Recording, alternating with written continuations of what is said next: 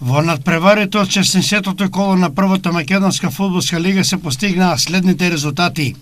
Шкупе Брегалница 1:1. Победа Македонија Ѓорче Петров 0:0. Шкендија Работнички 2:2. Вардар Ренова 1:0 и Силекс Пелистер 0:0.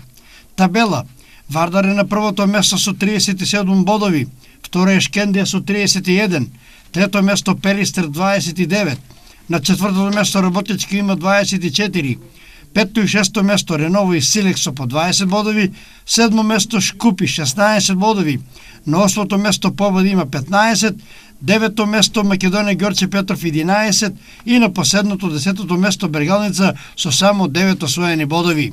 Веќе во среда 30 ноември ќе се одиграат надпреварите онворедното 17-то коло, во кое Брегалница ќе гостува на екипата на Македонија Ѓорче Петров. Во рамките на голот на Зендели